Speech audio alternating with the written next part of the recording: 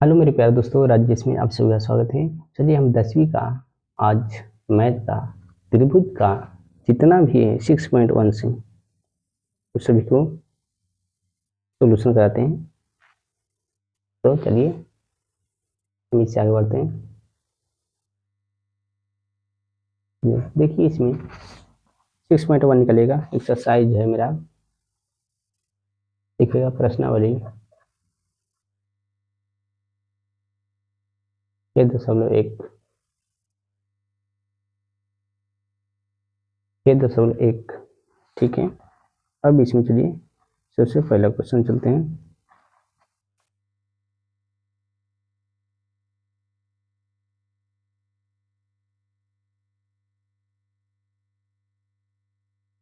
चलिए मेरा पहला प्रश्न है,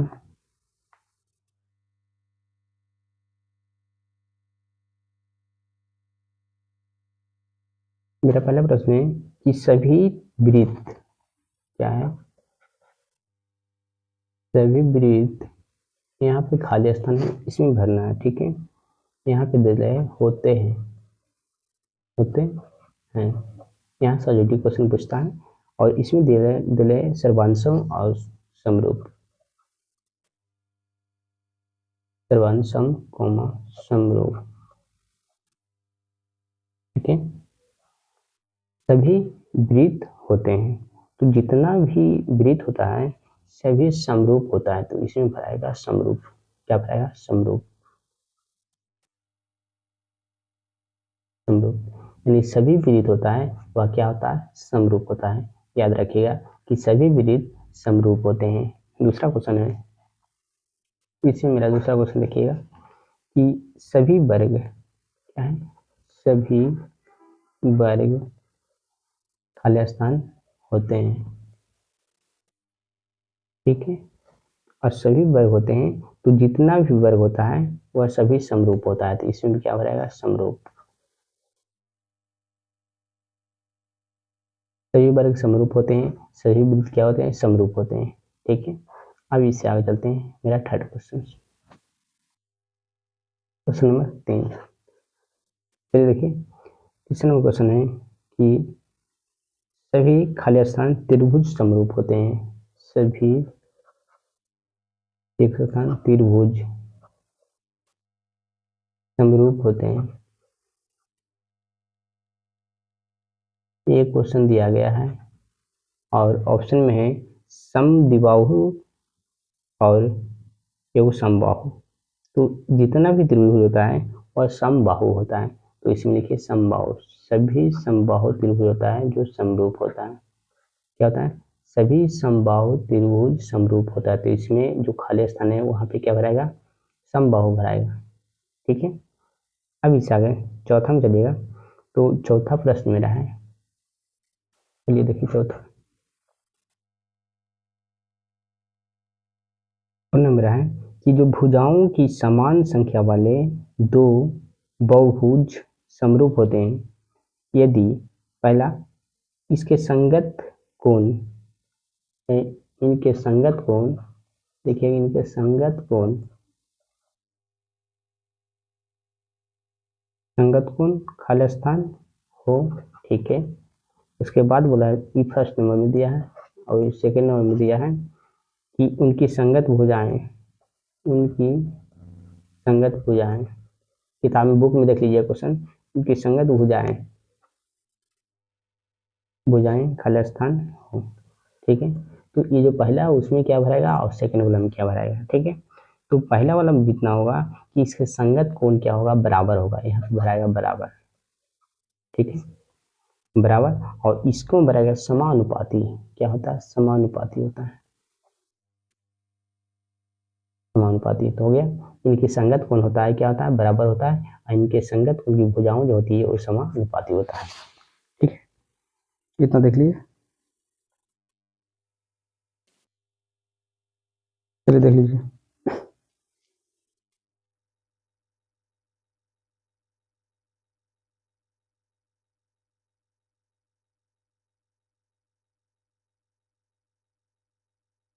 हो गया, अब चलिए अब मेरा अगला क्वेश्चन प्रश्न नंबर 2 कहता है कि निम्नलिखित युग में दो भिन्न भिन्न उदाहरण दीजिए। समरूप आकृतियां, समरूप जो मैंने बराबर हो उसका चित्र पा देना, और ऐसा आकृतियां जो समरूप नहीं है, एक समरूप नहीं है उसका भी दिखा देना है। ठीक है, हो गया। तो हो जाएगा यहाँ पे दूसरा, और तीसरा भी चतुर्भुज से रिलेटेड, इसमें कुछ नहीं करना। चलिए मेरा 6.1 कंप्लीट हो गया। ठीक है, अब चलते हैं इससे आगे।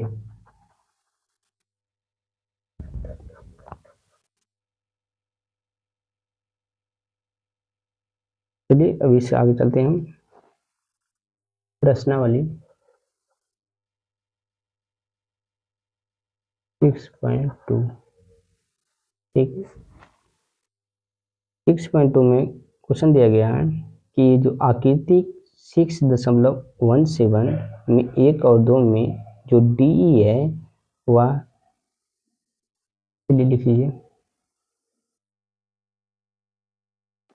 पहला क्वेश्चन इसमें देखिए, कहता है कि जो आकृति के दिया गया है, आकृति कितना 6.17 में, जिसमें पहला और दूसरा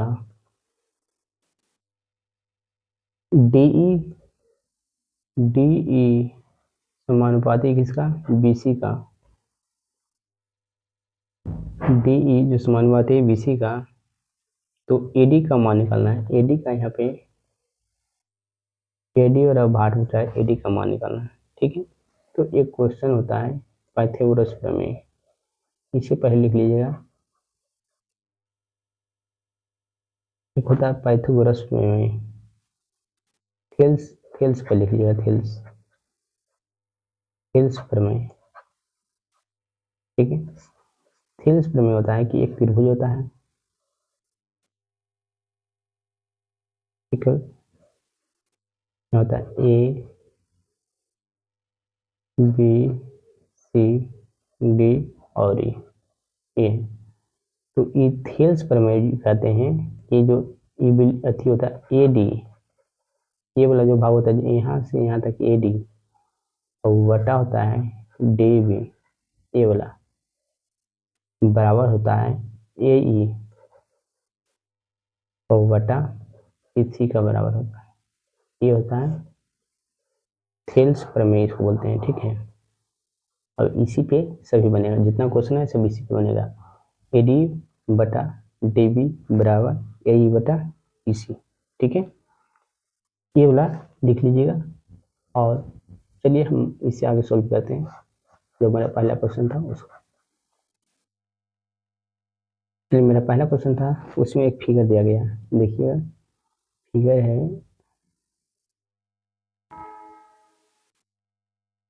इस टाइप का फिगर है।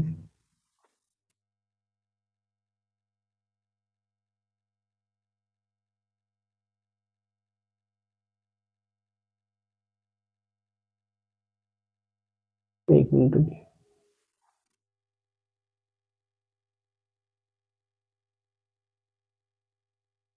चलिए देखिए,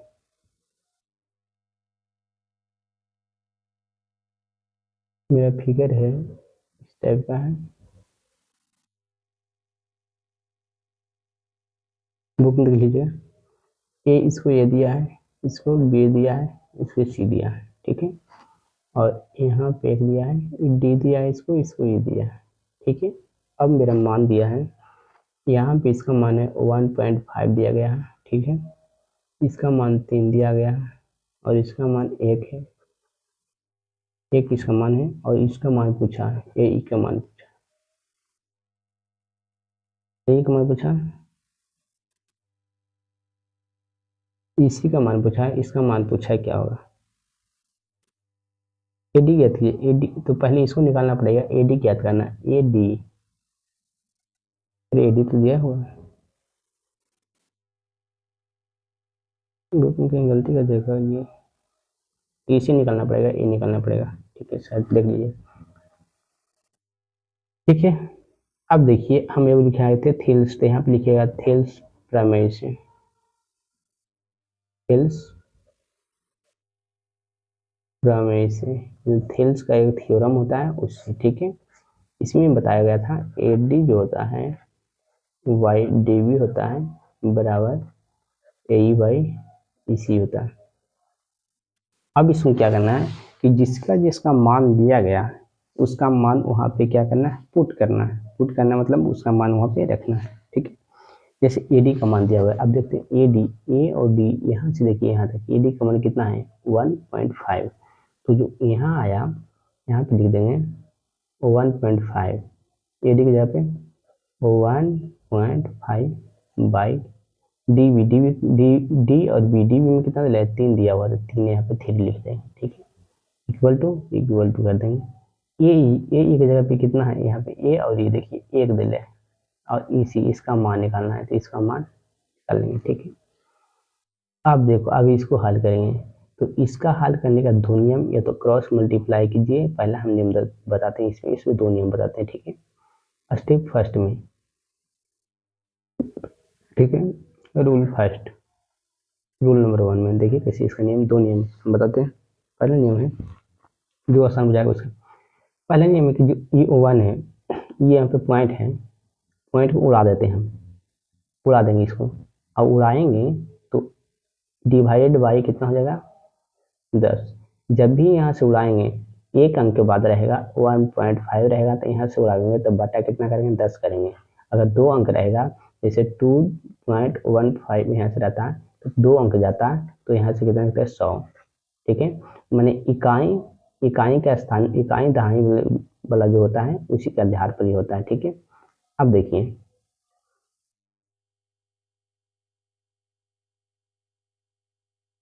चलिए, अब इसको उड़ा दिए तो मेरा आ गया एक नंबर यहाँ पे, ठीक है। अब देखिए तो यहाँ पे आ गया मेरा 15 और बटा 30 बराबर 1/इसी। अब क्या करेंगे, इसको इसी से काट देंगे, तो 15 दूनी 30 हो जाएगा, 2 बार में कट जाएगा 1, तो 1/2 नीचे कटेगा, 1/2 बराबर हो जाएगा 1/इसी, ठीक है। अब इसको अब क्या करेंगे कि क्रॉस मल्टीप्लाई करेंगे। क्रॉस मल्टीप्लाई करने का अर्थ है कि इसको है इससे गुणा करेंगे और इसे इससे गुणा करेंगे, ठीक है, समझ में आया। तो एक गुना ई सी इक्वल टू, इधर होगा 2 गुना 1, 2 गुना 1 हुआ। अब हमको मान निकालना इसी का, तो 1 गुना इसी करेंगे तो ये रह जाएगा क्या, इसी रह जाएगा, बराबर 2 गुना 1 करेंगे तो 2, यही मेरा आंसर होगा, ठीक है। ऐसा समझ में, चलिए देखिए ये रहा मेरा क्वेश्चन, ठीक। यहाँ से रूल नंबर फर्स्ट में हम किए, इसको उड़ा दिए, डिवाइडेड बाई कितना कर दिए 100, 10, ठीक है।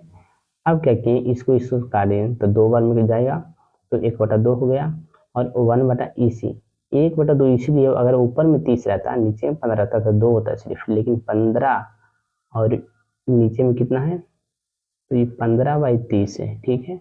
तो इसको जब भी काटें तो 1/2 से कटेगा, 2 से नहीं कटेगा, 1/2 से कटेगा, ठीक है। तो वही इसमें किए हैं, ठीक। अब इसे आगे चलिए कि इक्वल, अब इसमें क्या क्रॉस मल्टीप्लाई इसी से किए, इसी से किए, तो मेरा जो आया वो मेरा आंसर। अब मेरा रूल नंबर 2, ये मेरा हो गया, एक और दिखा देते हैं यहाँ पे। रूल नंबर 2 मेरा है, इसमें क्या करते हैं डायरेक्ट क्रॉस मल्टीप्लाई करते हैं। 1.5 दिया था और डिवाइडेड बाई कितना था 3 था, इक्वल टू मेरा था 1/AC। इसको हम क्या करते हैं डायरेक्ट मल्टीप्लाई इसी से कर देते हैं, ठीक है। तो 1.5 गुना इसी इक्वल टू 3 गुने 1, ठीक है। अब इसी का मान निकालना है, तो इसी इक्वल टू इसी बराबर हो जाएगा 3 गुने 1 अब बाटा, यहाँ पे देखिए ये है जो, यहाँ पे ये क्या है गुना में है, गुना मतलब कि क्रॉस में है, तो ई पट जाएगा, ई इक्वल के ऊपर जाता है तो क्या हो जाता है डिवाइडेड में हो जाता है, 1.5 हो जाएगा, ठीक है। अब इसको फिर उड़ाते हैं, तो इसको उड़ाते हैं तो ऊपर में कितना से मल्टीप्लाई करते हैं 10 से मल्टीप्लाई कर देते हैं, ठीक है। ठीक। अब इसको क्या करेंगे, इसी बराबर हो जाएगा कितना 3 गुना 10 बटा 15, ठीक है।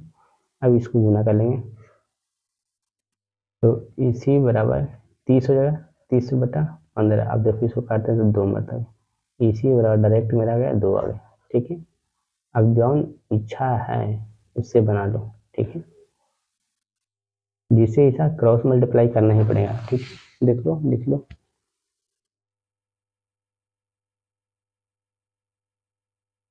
चलिए हो गया।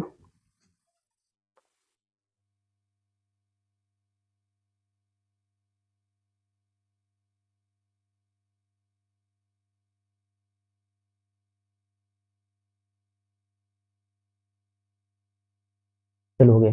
अब मेरे चलते हैं इसी में दूसरा प्रश्न है, इसी का एक और चित्र दिया गया है, इसी में इसका है दूसरा, इसी में देखिएगा एक चित्र दिया गया है, इस टाइप का है।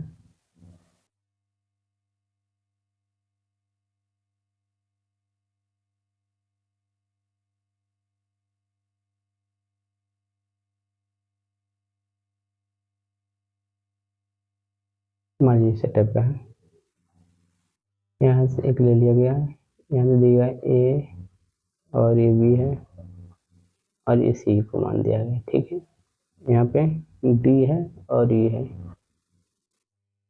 इसका मान दिया गया है, देख लीजिए इसमें मान एडी का मान दिया गया है, एडी निकालना है, इसी दिया गया 7.2 दिया गया, ठीक है, 7.2 है और 1.8 ही दिया गया है और नीचे वाला दिया गया 5.4 दिया गया।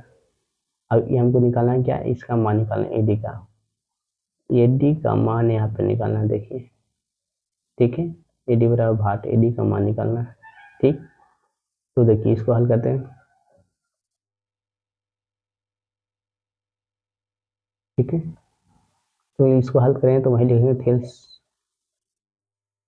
थेल्स प्रमेय से, प्रमेय से इसका है फॉर्मूला होता है एडी बाई डी बी बराबर ए ई बटा ई सी। अब जो जो मान दे रहे हैं उसको यहाँ पे क्या करना है, पुट करना है, उसका मान रखना है, ठीक, एडी, तो एडी का मान हमको निकालना है, तो एडी रह देंगे, डी बी दिया हुआ कितना है 7.2 दिया गया इक्वल टू ए का मान 1.8 है तो 1.8 रख दिया और इसी का मान देखिए 5.4 है, 5.4 तो 5.4 रख दिया, अब मान रखा गया। अब इसको हमको करना है क्या, हल करना है, तो हल करने के लिए इसका नियम एक कर सकता है कि जो ये पॉइंट है, ये पॉइंट है, ये पॉइंट से ये पॉइंट उड़ा दो, ठीक है, उड़ा दिए, ठीक। अब जो बचा उसका सिर्फ, अब बच गए मेरा ए डी बटा यहाँ 7.2 बराबर यहाँ पे 18 हो गया और बटा में 54, इसका दो या तो इससे काट दीजिए तो 18 थी 54, ठीक, कितना से 1/3 से काट जाएगा, ठीक, तो ए डी और बटा 7.2 बराबर कितना 1/3 आ जाएगा, 1/3 आ गया। अब इसको क्रॉस मल्टीप्लाई कर दो, इसको इससे, ठीक है, तो यहाँ पे क्रॉस मल्टीप्लाई करते हैं तो ए डी मल्टीप्लाई कितना से 3 हो जाएगा और इधर आ जाएगा 7.2, ठीक। अब इसको ए डी का मान निकालना है तो ए डी इक्वल टू कितना हो जाएगा 7.2, यहाँ पे कितना ई जो है मल्टीप्लाई 3 है, यह यहाँ पे आ जाएगा डिवाइड में, ठीक है। अब इसको हम कर देते हैं, काट देते हैं, ठीक है, तो ये जो पॉइंट है इसको उड़ा देते हैं तो यहाँ पे 10 आ जाएगा, ठीक है, तो ए डी बराबर हो जाएगा कितना 70 और वाटा में कितना हो जाएगा 30 हो जाएगा। अब इसको हम क्या करते हैं, डिवाइड करते हैं, डिवाइड करके जो आएगा वही मेरा आंसर होगा, ठीक है। अब डिवाइड कर लीजिएगा, 30 से भागा दे दीजिए कितना में 72 में, ठीक है, 3 दूनी 60 आ जाएगा, ठीक है, इसको घटाते हैं 2 हो जाएगा, यहाँ 12 आ जाएगा, ठीक है, और यहाँ पे दशमलव में 0 लेंगे तो ये 4 से कट जाएगा, 4 पचे 20 होता है, 4 3 12, 120 हो जाएगा, कट जाएगा। तो ए डी का मान मेरा आ गया यहाँ पे 2.4, यही मेरा आंसर हो गया, ठीक है। अब देख लो, देखो कैसे कैसे किए, ए डी का मान रखें, ए डी का मान निकालना था, ए डी का मान ई सब लेटर डी बी ए ई बी सी सबको मान दे लेते हैं, सबको मान दे दिए, एक तरफ से एक पॉइंट से एक पॉइंट कर यहाँ से उड़ जाएगा, हट जाएगा, हट जाएगा कैसे देख लीजिए, इसको थोड़ा सा ऐसे देखिए, हटने का रीजन ये हुआ कि जो ए डी था, ए डी बटा 7.2 बराबर था 1.4 5.4। इसको अगर उड़ाते हैं तो नीचे में 10 आ जाएगा, इसको उड़ाते हैं तो ऊपर में 10 आ जाएगा, तो ये कट जाएगा, इसके यहाँ से उड़ गया, दोनों उड़ गया, ठीक है। बाकी जो बच गया उसको यहाँ पे आने की, ठीक है। ये 7.2 यहाँ पे रहेगा, फिर क्रॉस मल्टीप्लाई किए तो एडी गुणे थ्री, तो एडी गुणे थ्री बराबर क्रॉस मल्टीप्लाई 7.1 मल्टीप्लाई एक यहाँ पे कर सकता है, एक करो अथवा ना करो कोई दिक्कत ना, एक कर दिए, ठीक है। अब एडी का मान निकालना है इसका, एडी का, तो एडी बराबर 7.2 और डिवाइड बाई 3 हो जाएगा, यहाँ पे मल्टीप्लाई में तो इधर डिवाइड में आ जाएगा, और यहाँ से हम ई था पॉइंट उसको उड़ाएं तो डिवाइडेड बाई कितना किए 10 से क्या किए इसको। अब इसको क्या करें कि ऊपर में कितना हो गया 72 हो गया, और नीचे में इसे गुना कर दिए तो 30 आ गया। अब इसको भाग देते हैं, ये मेरा आंसर आ गया, ठीक हो गया।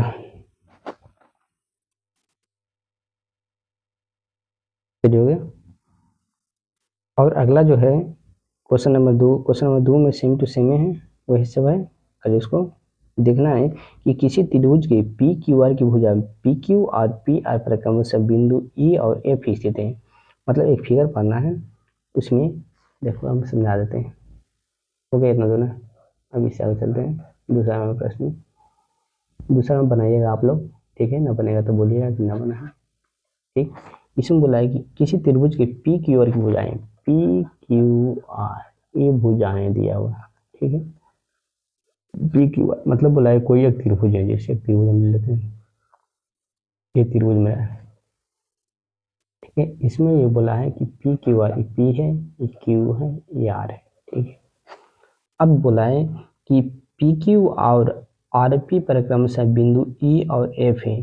देखो पी क्यू, ये पी क्यू है, इस पे बोल रहा है क्या है, ई है, ई एक बिंदु है, तो ई बिंदु होगा मतलब कि एक क्रॉस है, यहाँ पे ई एक बिंदु है, ठीक है। और पी आर पे, इस पे क्या है, एफ एक बिंदु है, ठीक है। तो ये मेरा फिगर हो गया, ठीक है, ये मेरा फिगर हो गया। और इसमें बोला है कि निम्नलिखित में से प्रत्येक के लिए ई एफ समानांतर दिल है क्या, ई एफ समानांतर होगा क्यू आर का। जो ई एफ ये समानांतर है किसका, क्यू आर का समानांतर है, ठीक है। जैसे समानांतर मतलब ये वो सीधा रेखा के आगे ये समानांतर हो गया, इसको ये दोनों बराबर समानांतर है, ठीक है, ठीक है। अब क्वेश्चन बोला था कि अब तीनों प्रश्न दिया है, पहला, दूसरा और तीसरा, ठीक है। इसमें बोला है कि बताइए कि, हाँ, अब इसको मैं हल करके देखना है, हल करके देखना है कि अगर दोनों का मान बराबर आ गया, इक्वल आ गया तो ठीक है, अगर इक्वल नहीं आया तो यह समानांतर नहीं है, ठीक है। जैसे एक हम हल करके दिखा देते हैं इसको, चलिए पहला प्रश्न रहते हैं इसी में। पहला प्रश्न मेरा है कि जो पीई है, पीई के मान ले, पी और ई का मान ले कितना 3.9 दिया हुआ था, यहाँ पे 3.9 लिख लेते हैं, इसी में हल कर देते हैं, ठीक है। पहला क्वेश्चन हम हल कर रहे हैं, ठीक है, नंबर 1। और ई क्यू का मान ले, ई क्यू का मान दिया हुआ है कितना 3 दिया हुआ है, ई क्यू यहाँ पे 3 दिया हुआ है। उसके बाद होते पी और एफ, पी एफ का मान दिया 3.6 और एफ आर का मान दिया 2.4 दिल है, ठीक है। अब ये मेरा मान आ गया, अब हम वही फार्मूला लगाएंगे थेल्स का बिलोंग, सॉरी थेल्स प्रमेय लगाएंगे, ठीक। थेल्स प्रमेय, थेल्स प्रमेय क्या कहता था कि जो, अब इसको में अलग हो जाएगा, पीई, पीई बटा ई क्यू इक्वल टू हो जाएगा कहाँ, पी एफ बटा एफ आर, ठीक है।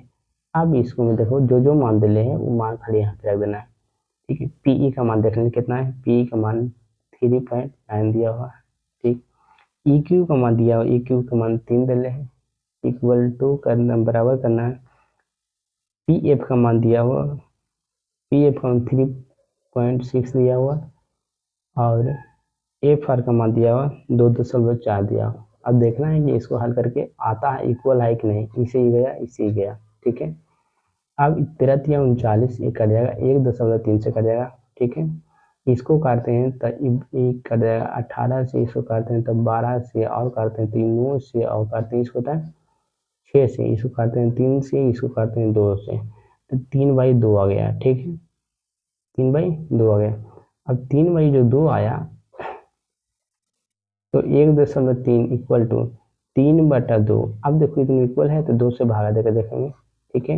एक बार में 2 1.05 यानी 1.3 बराबर आ रहा 1.5, जब ये दोनों बराबर नहीं है तो इसको काट देंगे और लिख लेंगे यहाँ पे अतः जो ई एफ समानांतर क्यू आर नहीं है, ठीक है। अगर दोनों इक्वल आएगा तो ये दोनों समानांतर है, ठीक है। अगर ना यही चेक करना है इसमें कि समानांतर है कि नहीं। हाँ, ई एफ ही है, समानांतर क्यू आर का है या नहीं, ये चेक करना है इसमें, ठीक है। आ गया समझ में?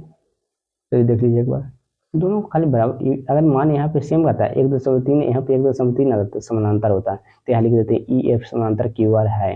अगर नहीं आ रहा है तो इसमें देखेंगे नहीं है। इसमें 2 क्वेश्चन और है, देखिएगा बना करके, ठीक है। फॉर्मूला यही लगाइएगा, पीई बट्टा ई क्यू बराबर P F by F R. अब बाकी जो मान दिया है इस सब का मान दिया हुआ है, इसमें खाली देखना इक्वल करना है, बराबर आ रहा है कि नहीं, बस, ठीक है। ठीक है, हो जाएगा। ये तीनों देखिएगा, उसके बाद हम अगला में चलेंगे कल, ठीक है। कल ये चैप्टर खत्म कर देंगे, ओके।